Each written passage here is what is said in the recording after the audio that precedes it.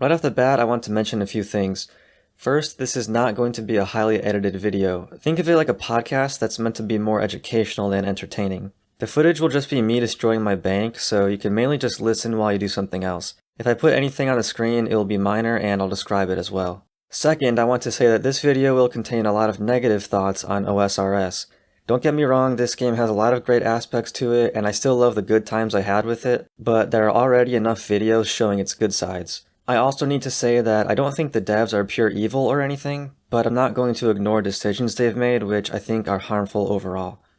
Third, this video is specifically about OSRS, but you can probably apply a lot of it to RuneScape and other MMOs too. It also gets tiring saying OSRS, so I'm just going to say RuneScape for short. Finally, this video is not going to be for everyone. If you're a new player or you only play sparingly, then you just might not get it. But it might still be useful to learn what can happen the longer you play. Okay, so I'm going to break this video into several sections. 1. Why I'm making this video and my history with RuneScape. 2. Grinding, incentives, and RuneScape as a service. 3. Addiction and psychology. 4. The illusion of permanence and learning to let go. 5. Other musings and motivations for quitting. And 6. Advice for quitting. Part 1. Why I'm making this video and my history with RuneScape. AKA, you either quit a newbie or you play long enough to see yourself become addicted. Before I explain my history, I want to explain why I'm making this video. I had a realization that I was addicted to this game and decided to quit, so I read a lot of posts and watched a lot of videos from people who also were addicted or decided to quit. Some of them were good, but a lot of them weren't very convincing to me. It seemed like people's reasons for quitting were more emotional than logical, and they just couldn't explain their position clearly. I felt like viewers who didn't already share their point of view would just brush it off, and viewers who were on the fence about quitting would leave still undecided. I wanted to be able to logically answer questions like, is quitting RuneScape really the right move, especially after all the time I've spent on it? Can it be played in moderation instead? Is quitting actually possible, or do you really only take breaks? Is playing RuneScape really no different from any other hobby? How did I even get to this point? Why is RuneScape so addictive? I've spent a lot of time over the past 6 months researching and thinking deeply about this game and addiction and quitting, and I've summarized my findings to make this video. I want to share what I learned with others in hopes that it helps someone out there overcome their RuneScape addiction or quit before they develop one. It will also hold me accountable because it would be way too embarrassing and shameful to ever go back after all the work I put into this. And finally, I'll be able to free myself from thinking about this and put RuneScape behind me. Now that I've explained that, I'll tell you about my experiences with this game and how I got to this point, so you know where I'm coming from. It might also help you recognize if you're going through any of the same things I did. I'll try to keep it brief, but remember you can skip to the next chapter if you don't care about this part. Account number 1 started in 2006 when I was 12. It was a great time since the internet was new and all the kids were playing it. I never got very far, but I did get 99 fletching just to have a skill cape. I knew the game was addictive, and I definitely played too much, but I don't think I was actually addicted. Around 2009, all my friends started moving on to play Xbox 360 and PlayStation 3, and I did too. The game was getting boring and changing too much, so I ran into the wilderness with my life savings and died to some PKer. Quitting was actually easy because I felt done. I went into the Varrock West Bank basement and logged out, never to play again. Account number 2 started in 2014. I was living on my college campus working a summer job between semesters, and my friend told me that OSRS was now a thing and it had free-to-play. There was nothing else to do at the time, so I tried it out and played all the free-to-play quests again for the nostalgia. Once I completed them, I quit the account. I knew how addicting the game could be, and I didn't need that in my life during college. Account number 3 started in 2019. That same friend and I felt like playing OSRS again, and I had just discovered Swampletics, which rekindled my interest. So I regained access to my original account and we knocked out all the free-to-play quests in a single day. It was actually pretty fun. I got membership after that, but only for 1 month since I didn't want to become addicted. I would sometimes do AFK skilling in free-to-play after that, but then I got membership again for another month, and I let it run out again. I played very sparingly just to avoid addiction. Then COVID-19 happened, and in hindsight this is where I started to really rewire my brain. I was now working from home, so I played during work. I only did very AFK skilling activities though. First splashing, then fishing, then Nightmare Zone, then woodcutting, then shooting stars. I felt like it was just smart to get XP while I was at the computer anyway, and it didn't really cut into my productivity. I actually got promoted twice all while playing this game. It became a habit and I felt like it helped me get through the day. Even if work sucked, I was still making progress. Eventually, I achieved my childhood dream and got my quest cape. I thought I would be done with the game now, since quests and exploring were my favorite part, but surprisingly, I didn't want to stop. I went on to get my first fire cape and completed all the hard diaries. I kept doing AFK skilling and got 899s. I wouldn't just AFK at work either. On occasion, I would do it in my free time as well, even when I was playing a different game or watching a movie. I did finally get bored though, so I let my membership run out and I mostly just mined shooting stars during work after this. But that wasn't the end. Account number 4 started at the very end of 2022 and lasted a year and a half. This is where my addiction really cemented itself. I guess I wasn't getting the same dopamine hits anymore on my main since the levels were now so far apart, so I started a free-to-play Snowflake Iron Man, which is what my previous video was about. This account had a lot of long grinds, and that meant I could do more AFK skilling. I'd play on average only 1 to 2 hours a day outside of work, but I'd spend a lot of time thinking about it. Sometimes I'd play my Iron Man and my main at the same time too. At some point, just playing RuneScape wasn't enough anymore. When I wasn't playing, I still wanted to think about it and consume it. During this period, most of the YouTube videos I watched were RuneScape videos. I started making suggestion posts on the 2007scape subreddit, and even got invited to a Discord server with a lot of creative people who all helped each other with their ideas. I also learned how to make RuneLite plugins during this time and published one simple one. So whenever I was on walks or exercising or trying to fall asleep, or even while working, my brain would always drift to thinking about new game suggestions or plugin ideas. Thinking about the game was actually more addicting than playing it. Despite all this, I didn't think I was addicted. I thought I was just using my time efficiently by doing other stuff while I AFK'd or brainstormed new ideas. I was still exercising and doing well at work and visiting my family and even playing a few other games with my friend, but I did know for sure that something felt wrong and I wasn't as happy as I used to be. What I couldn't see is that I unwittingly rewired my brain to get a ton of its dopamine from RuneScape. I keep track of all the games I play in a Google Doc, so I can actually measure how my behavior changed during this time to feed the addiction. In short, in 2022 I played around 20 games besides OSRS, and in 2023 I played only 3 new games. I did play a few other multiplayer games that I had already been playing, but still, this was a drastic difference for me. In June 2024, I finished the Snowflake Iron Man account. I was still mining shooting stars on my main and free-to-play and even made it to 2001 total level, but I was really not very happy now. I spent a lot of time thinking about why I wasn't happy and what I should change, and finally one night in August I had the epiphany. I was addicted to RuneScape. Finally everything made sense. When my Snowflake Iron Man ended, a big source of my dopamine was gone, and that's why I was feeling worse lately. And it explained why I hadn't been playing new games in so long or watching new movies or reading new books, because only RuneScape could provide that dopamine. It might seem like a low point, but it wasn't. I was really happy to finally see things clearly. It just took me so long to realize because my life didn't completely fall apart like when you hear about other people with addictions. But to use an analogy, someone who smokes a pack of cigarettes a day can be addicted, and someone who smokes 5 cigarettes a day can be addicted. I was lucky that AFK skilling and brainstorming ideas were my addictions instead of gambling at the duel arena or getting a max cape or grinding for pets, things that you can really lose yourself to. After this epiphany, I decided to make some changes. I didn't quit cold turkey. I first left any RuneScape Discord servers I was in and told myself I wouldn't watch any RuneScape YouTubers that I wasn't already subscribed to. I stopped reading the main subreddit and only allowed myself to read offshoot subreddits on the weekend.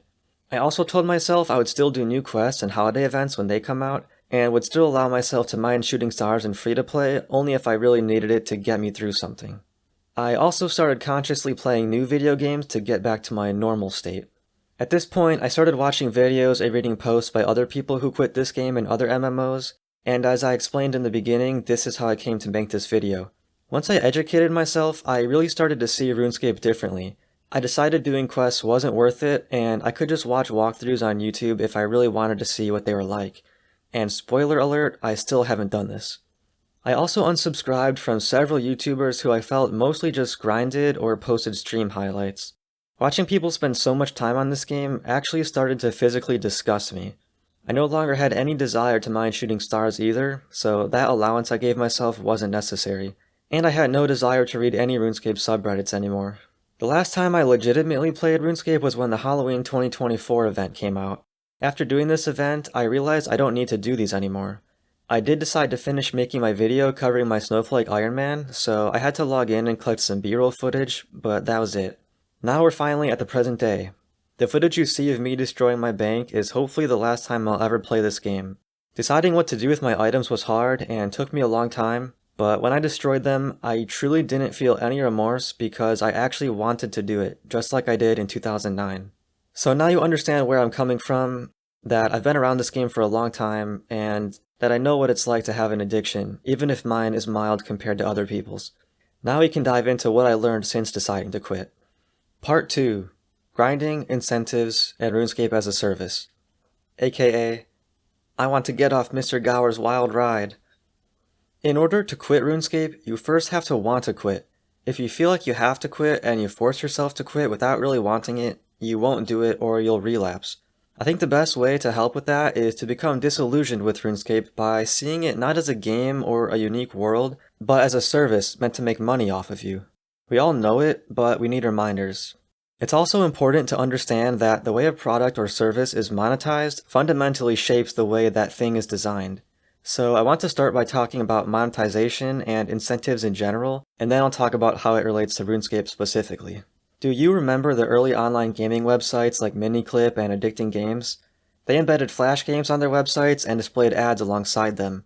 Being funded by ads meant they had an incentive to keep you on their site as long as possible, not just to see more ads, but so that you have a higher chance of clicking on one, which is where the real money comes from. These sites achieved this either by making games really fun, by offering a wide variety of games so that you keep coming back, by making games last a long time, or by adding addictive elements. Other ad-driven services like YouTube or Twitter work the same way. They develop algorithms to keep you on their site as long as possible. They might autoplay videos or curate your recommendations or recommend longer videos that can fit more ads in them, or let you scroll indefinitely so they can keep popping in ads. Even though these companies might offer something you truly want, when you boil it down, you're paying these companies with your time. So it's in their best interest to take up as much of your time as they possibly can. These services also tend to last indefinitely because if they had an end, then that would mean the revenue stream has a cap. It would be throwing away profit. What about something that isn't ad-based and has a finite time limit like a concert? For these services, you pay a price up front, so the provider needs to do everything they can to get you over that hurdle. They try to generate a lot of hype, and they try to offer something truly worthwhile. They just need you to buy that ticket and leave feeling happy so that they have a good reputation and can keep putting on more shows in the future. They don't care about keeping you there a long time because they made their money up front. So now let's bring it back to video games and compare the different ways they're monetized and how that influences the design of the games. In arcade games, you pay a little bit to get a little bit of gameplay. The devs tried to design the game to be hard enough that you couldn't beat it in one payment, but fun and addicting enough that you'd be willing to keep paying more. In free games with in-app purchases, there's no limit to how much money you can spend.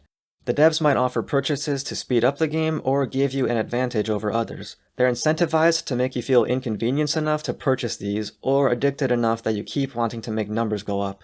They might include gacha mechanics and loot boxes as well to make you addicted. In premium games, you'd typically pay around $60 up front and get full access to the game. The devs are incentivized to make a game that is as fun as possible so that other players and reviewers feel like the upfront cost is justified and they'll recommend it to others and buy future games from those devs. The devs are not incentivized to make a game grindy or addicting because they already earned as much money as they're going to get from that initial purchase.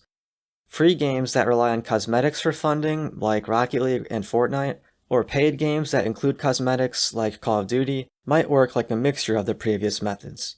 They are incentivized to make the game fun by itself, but addicting with flashy new cosmetics to keep you spending. Hopefully, you're starting to understand that how a game is monetized will create incentives for the developers to design the game in a certain way. If we were to rank these monetization types in terms of how predatory they are, hopefully you can see that the upfront purchase games are the least bad because they're not incentivized to suck up your time or make you addicted. They only need to maximize fun or entertainment. I'm not saying that they can't be predatory, but at least they aren't incentivized to be designed that way. In all other types of monetized games, it's in their best interest to make you spend as much time and money on their product as possible. So now we get back to RuneScape. RuneScape is made by Jagex, which is a company, and the goal of a company is to make money. Shocking, I know, but point is, Andrew Gower didn't spend all his time designing the game just for fun. If it couldn't be profitable, he would need to find another job. I'm not saying that Jagex didn't try to make the best game they could, But at the end of the day, being profitable is the only thing that matters. If you're old, you might remember that RuneScape started as a browser game. The website served banner ads and pop-up ads to players, and that's how it made money initially. It was in Jagex's best interest to keep the player hooked on their game so that they could play as much as possible and make Jagex as much money as possible. They made several design choices to achieve this, but the most obvious choice was making the game extremely grindy. Now, some grinding can be good. It encourages players to come up with efficient strategies, to cooperate and trade and share knowledge with others, and it does provide a sense of achievement when the grind is done. But Jagex took grinds to the extreme to maximize profits. The longer it takes you to accomplish something in-game, then the more ads you'll see, and the more likely you are to click on an ad that you're interested in. Think of how long it takes to reach level 99 in a skill. There's a common fact that gets spread around, which is that the Gower brothers never expected anyone to reach level 99. Should we really believe that? This game was designed by humans, it didn't spawn out of thin air. Jagex consciously chose the level scaling formula, and they chose 99 as the highest level. There is no technical reason why they had to cap it at 99, or why 13 million XP is needed for 99, or why the time between levels takes as long as it does. Jagex chose a formula that would make early leveling easy to get players into the game, but they also designed the formula to make leveling take exponentially longer so that players would keep playing longer after they were hooked, thus making Jagex more money. We all know level 92 is halfway to 99. Imagine if the XP needed for 92 was actually enough to get 99. The result would be that the user sees 50% fewer ads. Similarly, Jagex chose 200 mil XP as the XP cap. This is another arbitrary number that they decided on. They could have capped XP at level 99, and if they truly didn't expect anyone to even reach 99, then why did they make the XP cap so much higher than that? For more evidence that this XP cap is not just a coincidence, we can look at the numbers. The wiki explains how a 32-bit integer is used to track XP, and the max value of this is around 2.15 billion. Jagex uses the last digit as a decimal place though, so the actual highest amount of XP you could theoretically get would be around 215 million. The XP cap is 200 mil though, so what does this tell us? It means Jagex consciously chose the closest XP cap they could get to the maximum possible value while still making it look clean and appealing to players. They could have made this cap much lower, but they didn't. It wouldn't be as profitable. They would be throwing away tons of ad money if some poor souls out there were willing to keep grinding past 99 for no actual benefits in-game. You might have heard that in the early days of RuneScape, it was against the rules to AFK. It sounds ridiculous, but now it makes sense, doesn't it? If you were AFK, then you weren't looking at ads. If you weren't looking at ads, then you definitely weren't clicking ads, and you weren't making Jagex money. It also meant you were taking up a spot on the server from someone who could have been viewing ads. This might also explain why so many random events were added to AFK training methods, like losing your axe head while woodcutting. Of course they were used to deter bots, but bots don't click ads, and they would have kept players focused on the game and looking at ads too. In case any of this sounds far-fetched, the RuneScape Classic Wiki archives a news post from May 24, 2001, where Andrew Gower said he removed pop-up ads because they were too annoying, and that it would be fine as long as the banner ads still made enough money. So this shows how from the very early days, this game existed to make ad revenue. I don't know why exactly Jagex removed the annoying pop-up ads. Maybe they themselves disliked them, or maybe enough players complained, but even back then they were willing to see how much players would put up with. When membership was introduced, members no longer had to see ads. This wasn't enough of a reason to pay for membership though, so Jagex gated all new content to members only. For Jagex, new content meant new grinds to keep players subscribed for longer. For players, it meant new quests, bosses, and better ways to gain XP than the free-to-play game. This seemed like a fair deal, and I'm not saying that Jagex didn't want to make the game fun or create content that's worth paying a subscription for. I'm just showing how ads, subscriptions, and time spent in the game are intrinsically linked. It's important to understand that games, and art in general, aren't always created purely for the sake of art, but are shaped by the financial needs and wants of the creators. Even in the modern era of membership, where ads are irrelevant, there are still a lot of grinds. Think about how Jagex recently implemented the GE tax and item sinks. What's the result of this? Expensive and rare items stay expensive and rare. That means you'll need to grind longer to obtain them, so Jagex makes more money off your membership. When Jagex says it's better for the economy and game balance, what they really mean is, it keeps the grinds as long as originally intended. Speaking of rare items, what about how drop rates for new content keep getting higher and higher? It's absurd how rare some things are, and Jagex will excuse it by saying you can just let someone else get the drop and trade them. But either way, it's going to cost tons of time getting the drops or tons of time earning the gold to buy it. In the early days, drops were much less rare, and now Jagex needs to keep pushing players to play longer and longer. Developing new content takes tons of time and money, and you have to justify those costs somehow. Developing longer content pays for itself. Why do you think everything is faster in RS3 compared to old school? Because thanks to microtransactions, the amount of time you play is no longer the deciding factor for how much money Jagex makes. They do have to maintain some semblance of balance and progression, but they don't need you to play as much as in OSRS. And even if you don't pay for any microtransactions, someone else will more than make up for it. With games that have no ending, they are usually not gated in any way. Rocket League, chess, basketball, etc. You can jump right into the fun parts, and only your own skill is what gates you, and it's what you try to level up. In games with an ending, there usually are gates because the devs want to control the progression, to tell a story and give the player a tailored experience and difficulty curve. But RuneScape is a game with no ending that also arbitrarily gates the player from doing new and fun activities for hundreds or thousands of hours. Your progression isn't based on skill, it's based on how much time and money you've spent. The longer they can keep you playing, the more money they'll get, regardless if you're truly having fun the whole time. Okay, hopefully by now you get the point that the way something is monetized impacts how it's designed, even if it's to the detriment of the consumer. I bring all this up because there's a common thought-terminating cliche that gets thrown around by RuneScape players. They always justify their playing of RuneScape by saying something like, "Playing RuneScape is no different from any other hobby." I wanted to show why this isn't actually true. Even if it makes you happy, RuneScape is fundamentally designed to suck up all your time and money. Compare this to hobbies with no cost or an upfront cost like hiking, playing an instrument, or going to see a movie. Although they may be monetized, you engage with these hobbies on your own terms. They don't try to hold you captive or make you addicted. They don't gate your enjoyment in any arbitrary way to keep you around longer. Hobbies with subscriptions or ads like watching TV, browsing Reddit, or playing MMOs, they need you to keep engaging with them for as long as possible, even when you're not really having fun anymore. This is why I'm not saying everyone should quit games entirely. Although some people definitely can't handle any games, there are tons of games that aren't designed to suck your life from you, and that's the key difference that makes some worth experiencing and some worth avoiding. Part 3. Addiction and Psychology, aka... Wait a minute, how did this happen? We're smarter than this. Apparently not. I talked a lot about how RuneScape was designed to be grindy, but why do we put up with such long grinds? I really wanted to understand why I spent so much time doing things that, in hindsight, were not fun or fulfilling at all. While researching this, I learned a lot about addiction and human psychology and how Jagex's game design takes advantage of these. I'm going to state right now, I'm not a psychologist or anything like that, so don't trust anything I say. A lot of this I got from a Jimquisition video and a psychology blog called Psychology in Video Games, and I'll link all my resources in the description.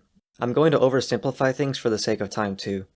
We like to think that we're in full control of our thoughts and actions, but have you ever noticed how your physical state can affect the way you think and act? For example, have you ever been cranky because you were hungry, or have you ever been slap happy because you were really tired? Maybe you were still mostly in control, but your physical state made it easier to subconsciously lean into these moods. Well, addiction works similarly. Addiction isn't just a mental state of mind, it's a physical change in the chemicals and neural pathways of your brain that can alter the way you think and act. It's why you might want to keep smoking cigarettes even though you know you should stop, or why you might want to keep grinding in RuneScape even when you feel like you'd be better off doing something else. The oversimplified explanation for how addiction works is that our brain releases the chemical dopamine when we do something that makes us happy, like leveling up or getting a rare drop. But over time, the brain becomes more resistant and the dopamine becomes less effective. Ideally, you'd then move on from doing that behavior, but if you're addicted, you'll still feel motivated to continue the behavior. This leads us to chase that same high we used to get, even though it won't quite come back. We need to keep playing more to balance out the reduced effectiveness of the dopamine. It's why we might keep grinding even though the level ups keep getting farther and farther apart, or why we keep killing that boss even though we're no closer to the drop than when we started. I've seen a lot of posts online saying that being addicted to RuneScape just means you have a weak willpower, but no, it means your actual brain has changed, and you need to rewire it and train it to go back to normal. One thing that helps me is acknowledging that our brains are really weird. We evolved over millions of years to get where we are now, and evolution can have lots of unintended side effects. Evolution tried to optimize our brain for survival and reproduction, and video games are something that we were never prepared for. It's why I think it's really important to understand how addiction and psychology work so we can be aware of our brain's shortcomings and protect ourselves against things that evolution made us susceptible to. So let's start looking at the different biases and tendencies we have and how they relate to RuneScape. One thing our brains tend to fall for is the sunk cost fallacy. It's the idea that we can't stop doing something because we've already spent so much time and money to get where we are now. For example, if you were making a movie that was turning out really bad and was unlikely to recoup its costs, you might try to finish it anyway instead of cutting your losses. For RuneScape, you feel like you've spent so much time building up your account, the thought of quitting feels like all that time was wasted. The truth is, whether you quit or not, that time is already gone. It should have no bearing on how you spend time going forward. You don't need to get 99 agility just because you're already at 90, even though you hate training it. You should just stop. A similar bias is loss aversion. This is where the pain of loss is felt more than the pleasure of gain. Humans really don't like losing things, whether it's money or power or status or time. Think about how hard it is to switch to a lower paying job even if it would make you happier. When it comes to quitting RuneScape, we focus on giving up all our progress and items instead of gaining all the happiness and fulfillment we get from doing other activities, and so we just keep playing RuneScape. In these examples, the gains will probably overshadow the losses and you'll quickly forget about your previous job or your RuneScape account, but until you make that change, you will tend to avoid it. The Gymquisition video I mentioned covers shady game design practices, and one of these practices is called Hook, Habit, Hobby. It's prevalent in mobile games where you just need to hook someone once by getting them to buy one in-app purchase. After that, they become more likely to make more purchases, and so it becomes a habit. The game then develops into a full-blown hobby where they don't just play it, they talk about it and join communities about it and so on. Sound familiar? You can play RuneScape for free, but once you get that first taste of membership, suddenly you're playing way more. You start identifying as a RuneScape player and start reading the subreddit or watching the latest videos on YouTube, which also helps spread the game to a wider audience. It's no surprise that Jagex adds those "Become a member today" messages throughout free-to-play, because they just need to hook someone once to keep them playing and paying for years. Another tactic mentioned in that video is the IKEA effect. This is where people place a higher value on things they help create themselves as opposed to things someone else provides. It's why we place so much value on the account that we build up over the years. We wouldn't get the same satisfaction if someone just gave us their high-level account, or if someone hacked our account and trained it for us. The IKEA effect makes us proud of our accounts, which in turn makes us feel genuinely sad at the thought of saying goodbye to them. FOMO, or fear of missing out, is another feeling that people get from this game.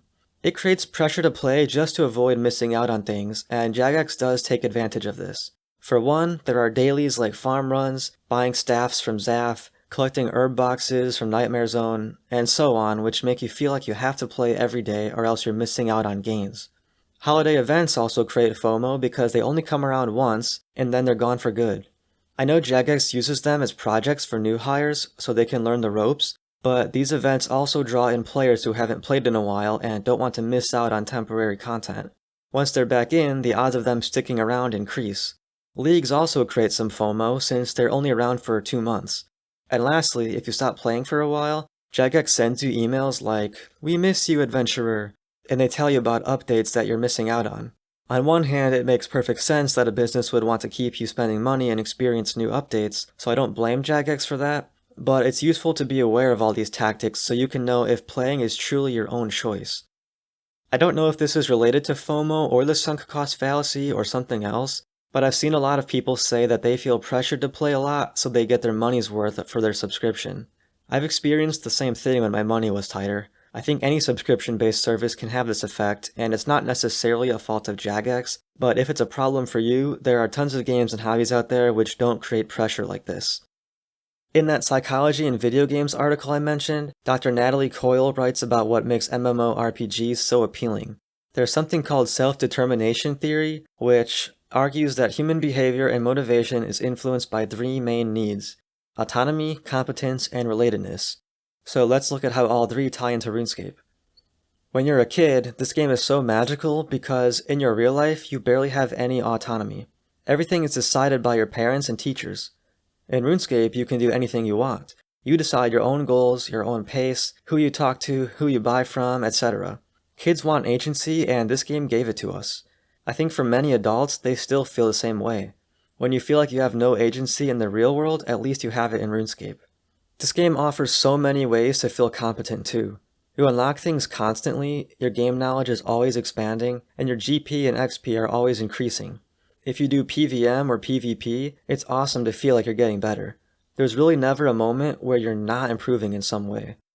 Relatedness is also a big part of RuneScape. Not only do you always feel connected to your character and the other players in the game, but you also feel like part of the community when you read the subreddit or watch RuneScape videos. This could also be at least partly why Jagex does a lot to support the community, such as with Golden Gnome Awards, RuneFest, and so on.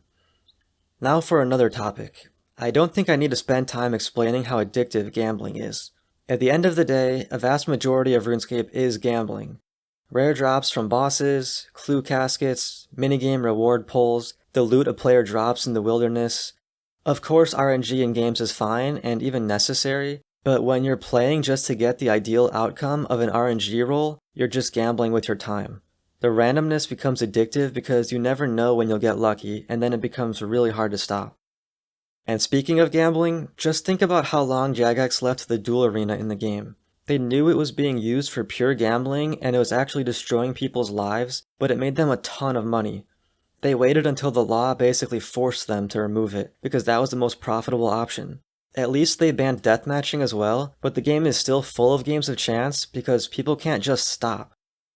Okay, so I talked about a lot of psychological effects and how RuneScape plays into those to keep you playing and paying, but now I want to talk a little more about signs of addiction I see in the community and that I saw in myself. And by the way, I'm going to include a lot of links in the description with examples of these that I found in the wild so you know I'm not just making things up. First up is a poll someone made on Reddit asking if people consider themselves addicted to OSRS. I know, a poll like this should be taken with a grain of salt, but still. Out of 825 responses, 43% of people said they're either addicted or they have a problem. That's a pretty large percentage of players, so I think it's justified to treat RuneScape addiction as a serious issue worth addressing. Another thing I've noticed is how defensive RuneScape players get when you tell them the game is a waste of time. Compare it to a different hobby. Imagine telling a bookworm that reading books is a waste of time. A normal response would be to talk about the positives and say that, actually, books can take you to other worlds, make you more empathetic by putting you in other people's shoes, expand your vocabulary, teach you things about our world, and change the very way you think. If you say that to a RuneScape player, they could say that the game helps them make friends, learn to type, identify scams, understand markets, appreciate unique music and stories, etc. But instead, many will say something like, actually nothing we do matters. Or, if not for RuneScape, I'd be doing drugs, so this is better. I've seen this a lot and I'll show examples on screen. Why the defensiveness? I think it's because they know it's not good for them, but their brain won't let them admit it due to all the psychological factors at play. It's cognitive dissonance. If they were confident it was worth their time, they wouldn't have to deflect or create false dilemmas to make playing RuneScape look better. How about the old adage, you don't quit RuneScape, you just take breaks? First of all, did you know RuneScape players aren't the only ones who say that? I've seen it said about Minecraft and Skyrim too. But anyway, think about the mindset you have to be in to believe that. It's like telling an alcoholic you don't quit drinking, you just take breaks. It's a defeatist mindset and self-fulfilling prophecy that addicts use to reinforce their own behavior or desire not to quit. If quitting is impossible, then there's no point in trying, and you don't have to change or improve. And if you can convince everyone else to believe this, then you can feel better about yourself for playing. People often say they just use RuneScape as a way to relax and chill. Okay, but what are they doing while grinding in RuneScape? Because I guarantee they don't have the game in full screen and they're watching a guy chop a tree for an hour straight. They're probably also watching YouTube or TV or a movie or reading a book or anything else. If the goal is to relax, why can't they just do those things to relax if RuneScape is too boring? It's almost like they feel compelled to play RuneScape while relaxing, not play RuneScape to relax. If they can't do relaxing activities without RuneScape, then they're actually dependent on it. This is something I noticed in myself. I almost never played unless I was also doing something else. It's like how for some people it's second nature to drink a beer while relaxing. You don't actually need it, but you trained your brain to want it, and now you don't even think about it. And if you do really feel like the other activity you're doing is too boring to do without RuneScape, then you don't actually like it that much in the first place. After quitting RuneScape, I realized there was a lot of junk I watched on YouTube that I never would have watched on its own, and I was able to replace those videos with ones I actually enjoy. If you read posts by people who've played MMOs for a long time, they tend to describe their relationship to the game like an abusive relationship. They know it's bad for them and they don't trust the devs anymore, but they feel like they can't quit. I've never felt this way, but if you do, it might be a sign that you need to break up. Consider the rise of RuneLite and using RuneLite plugins to maximize efficiency and save time. People use so many plugins and lean so heavily into interface-scape that they start removing themselves from actually playing the game and being in the world. They just want the numbers to go up without having to think. I think this is a sign of a dependency on making progress at any cost, and once you hit those efficient rates, it's very hard to let yourself go back because the dopamine slows down too. We all know RuneScape has tons of bots and gold farmers, but why are they so prevalent? Yes, people want to skip the grinds and flaunt their wealth, but why? Why would you pay to not play the game? I think it's because so many people are addicted. They want more and want it now. They think they're saving time and just being smart. They feel like they're beating the system and coming out ahead, but they're actually pawns. They can't see that the only winners are Jagex and the gold sellers. And botting or buying an account is like buying a trophy for yourself instead of winning it. The trophy is meaningless by itself. It represents achieving something great. Only addicts would try getting the trophy by itself and miss the whole point of what makes the trophy special. I usually watched YouTube during breakfast and lunch, and something I noticed in myself is that I'd get a bit irritated if I didn't have a RuneScape video to watch. It was annoying trying to find something else to watch since I needed something to scratch that itch. I think this was like a withdrawal symptom. When someone did upload a RuneScape video, it would hold me over until I could play again or work on my ideas again.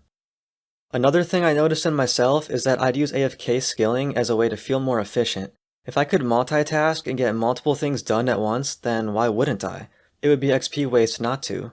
Well, this was a fallacy because studies show that multitasking actually makes us perform worse. You might not be wasting XP in RuneScape, but you end up wasting XP in real life by dragging your IRL activities down. And trust me, after you quit and stop feeling a need to AFK while you do other things, you realize how much it was holding you back. You really do feel free. One more phenomenon I noticed in myself is how I would react after making a suggestion post. I would spend like 40 hours designing something I really cared about, and after posting it online, it would get very little traction. Instead of realizing it was an inefficient use of my time that always led to nothing, I just rationalized it as, oh well, I had fun and that's what really matters. I was in denial and my addiction to this game wouldn't let me accept that I should have spent that time doing something else that would have made me happier and more fulfilled. I'll talk about what I should have done instead in the last section. I want to end this section by saying that for a lot of people, addiction can form because of trauma, large or small. You might try to do anything to escape and take your mind off really bad things happening in real life. It can be hard to recognize if this is happening to you, but try to think carefully if you're distracting yourself from something. For me, I didn't realize it at first, but this was actually a factor. I didn't mention it when I talked about my history, but about 1 month before I created my free-to-play Snowflake Iron Man, I watched a really traumatic documentary called Dominion, which really shook me up and changed how I see the world. I think that I wanted to avoid the brutality and horrors of the world, so I indulged that desire and dived into playing and thinking about RuneScape constantly. I believe it was a defense mechanism, and when I decided it was time to quit, that was a sign that I finally healed from the trauma and could fully face reality again. If you think this matches your situation, I'm not sure if I can help you speed up the healing process, but I can definitely say that playing RuneScape will not make things better. There's a lot more I could write about addiction, but I'll just link to some other resources in the description if you want to learn more. Part 4. The Illusion of Permanence and Learning to Let Go, aka... Finding it, though. That's not the hard part. It's letting go. It's letting go. It's letting go. It's letting go. It's letting go. RuneScape has no ending. It feels like a permanent fixture in our lives. Even when we take breaks and come back, our accounts are right where we left them.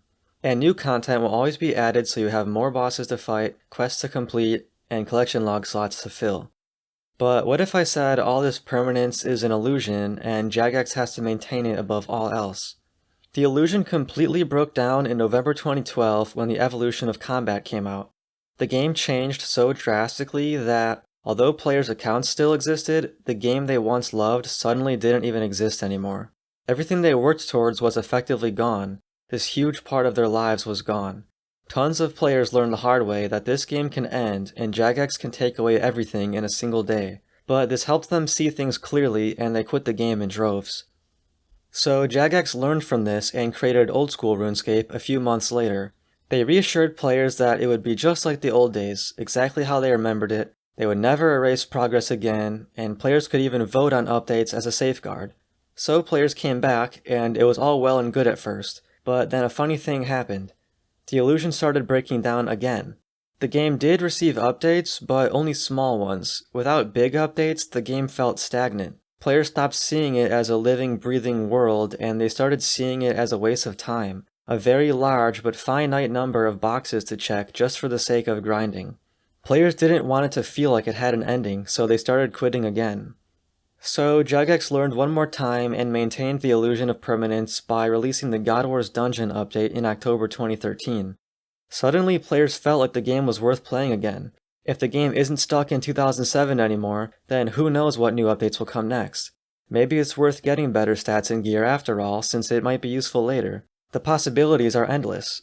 After this, player counts rebounded and never went that low again, as shown by this chart. So now Jagex realized that to keep up the illusion, they need to release a constant flow of worthwhile updates without also changing the game too much. If you've ever played or thought about playing a league, you might have experienced this illusion breakdown firsthand. Doesn't it feel a bit pointless to play an account that's going to be deleted within 2 months? You could just be playing your main account and make permanent progress instead. But the truth is, all of RuneScape is temporary. At any moment, Jagex could take away everything. They could ban you, falsely or otherwise. They could gradually update the game beyond recognition. They could change their business model and start charging more or force you to watch ads. Or they could simply shut everything down. And at the very least, your own life is temporary. Unless you die suddenly, there's going to come a time where you have to stop playing. You might have basic old age issues like wrist pain, worsening eyesight, or slow reflexes.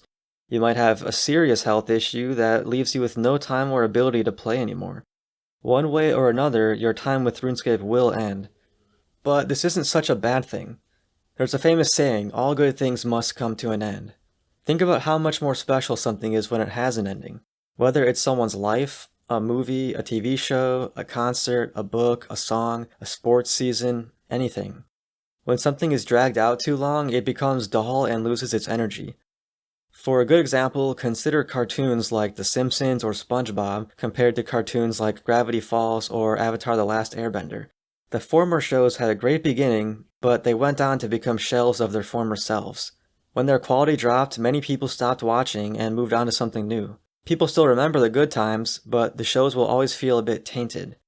On the other hand, the latter shows ended after just 2 or 3 seasons, but their quality never dropped. They are now some of the most beloved shows of all time that people still talk about and cherish to this day. Video games are like this too. Think of some of your favorite games other than RuneScape. Did they have a story mode with an ending? Were they multiplayer games that you simply decided to stop playing after some point? You probably feel nostalgia for and have great memories of these games, right? Maybe you've revisited them to have fun and remember the past, but still, there's always a feeling that your time with these games is over, and you put them back down and move on again. Maybe you look forward to a sequel, but it will hopefully be a very unique and different game that lets you create new positive memories. All of this is why I think it's important to learn when to let things go. I'm not saying you have to give up everything you love, but you have to recognize when something isn't good for you anymore, and know that moving on is much better for you than hanging on. If you decide to stop playing, then you get to choose your ending. You can throw a grand finale party, give away all your items to your friends or noobs, drop your items one by one just for fun, whatever you want. RuneScape can become a positive memory of yours just like your other favorite games and works of art. You might not play it anymore, but you can still remember the good times by listening to the music or watching an old video. You can look back and be thankful that you didn't spend more time on it than what was good for you. On the flip side, if you plan to play indefinitely, Then you risk Jagex taking it all away and leaving you hurt or lost or confused, and permanently souring your memories. Or you risk your own body forcing you to stop against your will. Or what I think is worst of all, you play forever and risk it becoming like The Simpsons, where you no longer enjoy it how you used to, but like a ghost you can't move on from it. Maybe you're thinking you're not ready to stop and you're willing to take those risks, but after learning about all the ways our brains try to keep us playing, are you sure that it's really your choice? And after learning about all the ways Jagex tries to prolong our time spent playing, do you think playing forever is what's good for you, or is it really just what's good for Jagex? Before I end this section, I also want to talk about a phenomenon that I've noticed in RuneScape players. They're always trying to recreate the feeling of playing again for the first time. Whether it's starting an Iron Man, starting a Snowflake account, playing a League, exploring Korend when it first came out, or Varlamore when it came out, or sailing and its islands when it comes out, or starting over on a private server. Listen, nothing will ever be like when you first played RuneScape.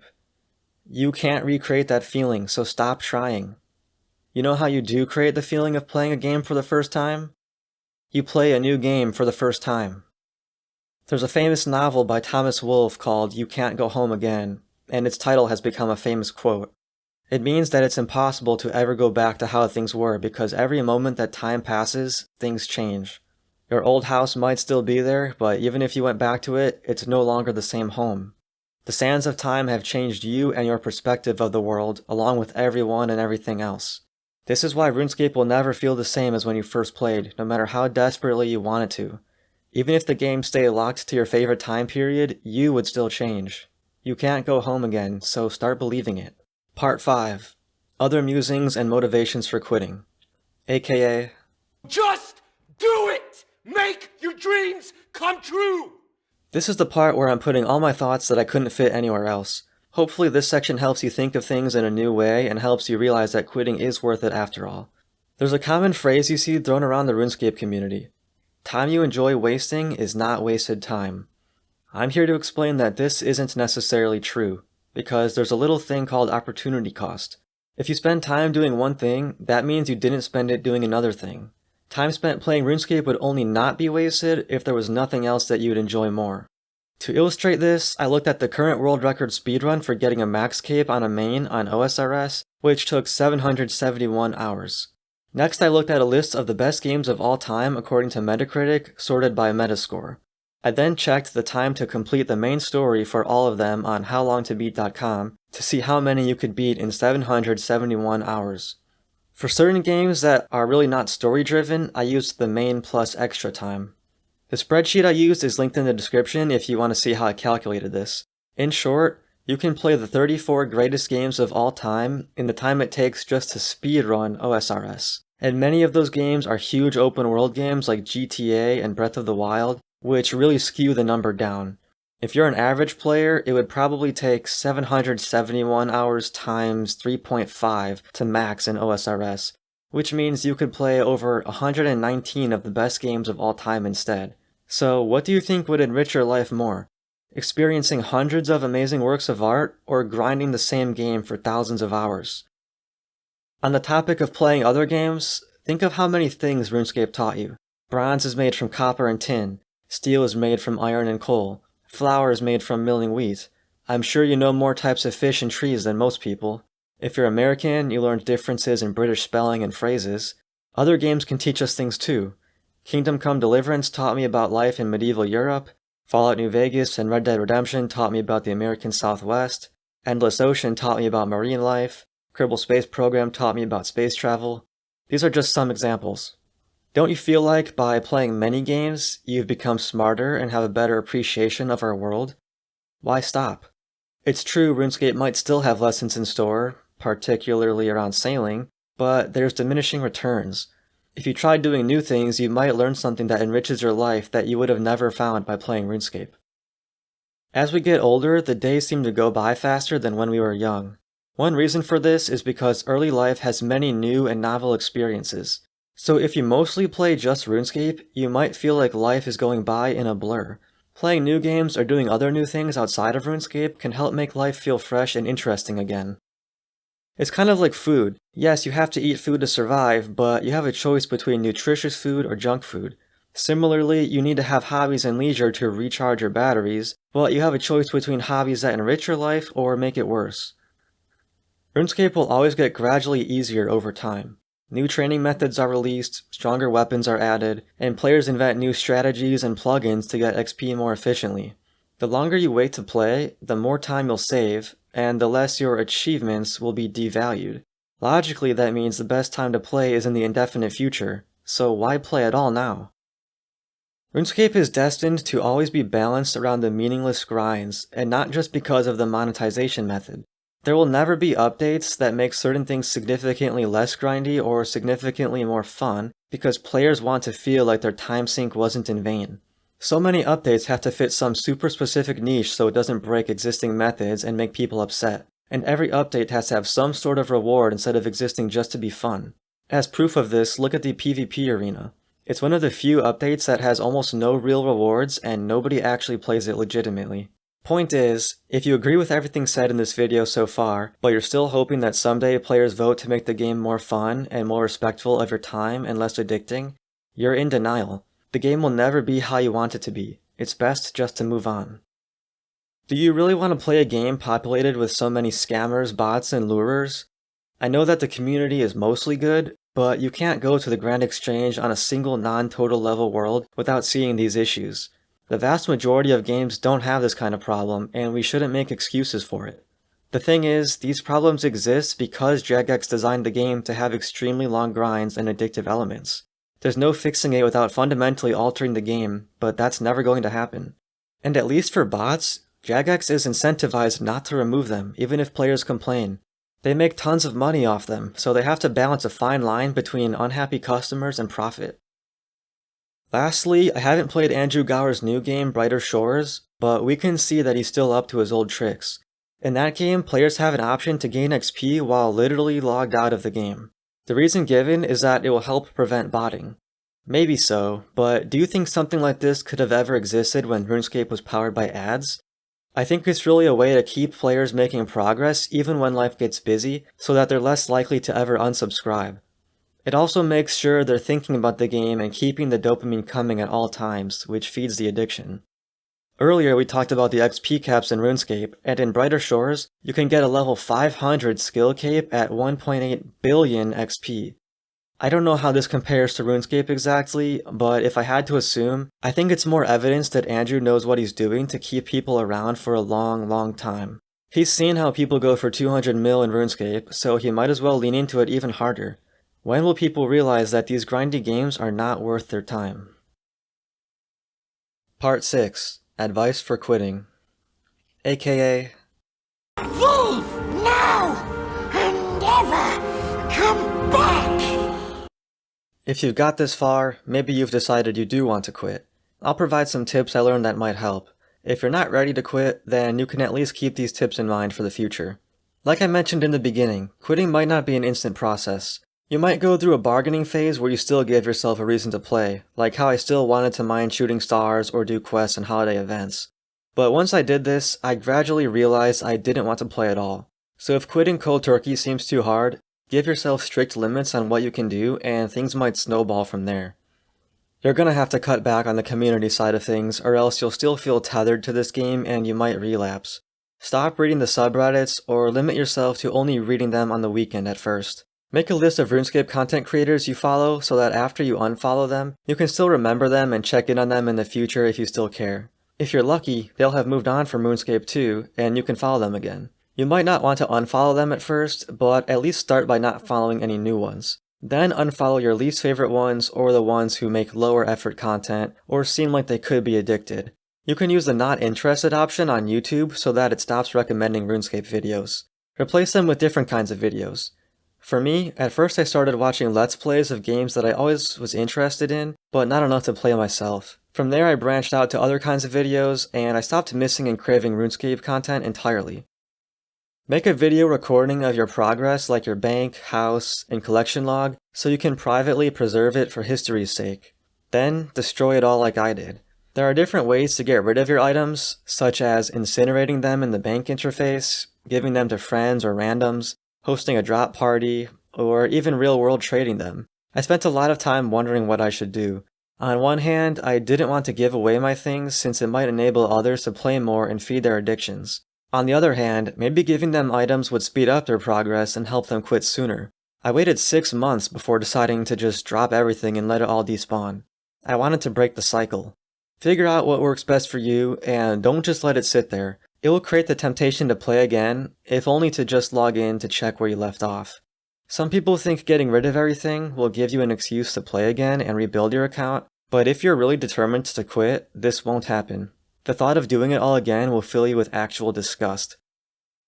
If you're playing an Iron Man, de-iron. If you're playing a hardcore, die on purpose. If you're playing a snowflake Iron Man, break your self-imposed rules. Do the things you always wanted to do but couldn't. You'll quickly lose the drive to play when you realize there's nothing special about your account anymore. If you're someone who makes suggestion posts, stop. You'll spend tons of time designing great, fresh ideas that will never get implemented. In fact, almost nobody will even care to read your suggestion. Even if your suggestion does somehow get into the game, then congrats, you just did free work for Jagex. The same applies if you're a RuneLite plugin developer. You're better off using those creative juices to come up with your own game, or write your own stories, or create your own art. Don't limit your potential by confining your creativity to this game. I admit that I still have moments where I briefly think to myself, I really wish I could grind a skill right now. Usually it's when I'm about to do something boring or difficult at work. It's a sign that my brain is still wired, at least somewhat, to crave RuneScape. I don't know how true it is, but I've read that once you have an addiction, you can never fully get rid of it. You just have to power through these feelings and know that RuneScape won't make things better. The longer you go without playing, the easier it will be to dismiss the cravings, and I can say that now the cravings do last only a second. You'll have to replace your time playing RuneScape with something else. If you are always AFKing while doing something else, then try to just enjoy those other activities without having an idle game on the side. You might realize just how little you cared about most of the YouTube videos you watched while playing though. If you played actively, you might want to try premium games instead. I started off by playing games like Animal Well, The Legend of Zelda Echoes of Wisdom, and Super Mario RPG. These were relatively short games, so beating them felt like a nice accomplishment and proof that I could have fun like I used to. Maybe you'll do better with a grindy game, so you might want to try something like Fantasy Life or Stardew Valley. If you liked RuneScape for the bosses, then play a Souls-like. If you want good quests, play basically any other single-player RPG. If you play RuneScape to be with friends, then try playing other non-MMO games with them. And of course, you don't have to replace RuneScape with more video games. That's just an easy first approach. You can get into any other hobby you can think of. Whatever you do, just don't replace it with another MMO. You'll be running from one addiction to another. You might be like me and want to research addiction and read what other people thought about quitting. This is fine, but keep in mind, this is actually an addictive process in itself. I might not be playing RuneScape, but look how much time I spent focusing on quitting it. Make sure you give yourself a clear stopping point if you do this. Lastly, use this comment section as a way to hold each other accountable. Post your story and your decision to quit, and people will surely reply to you after enough time has passed to ask how it's going. I've seen it on other videos. You don't want to be the person who has to admit they started playing again after you were so close to being free. That goes for me too. I definitely can't go back after everything I've said here, which is partly why I made this video. So there you have it. There's everything I learned after quitting RuneScape. Well, almost everything. I did have to trim some stuff out, so if you think I didn't cover something, feel free to ask about it in the comments. I hope this helped someone out there. If you do decide to quit, good luck.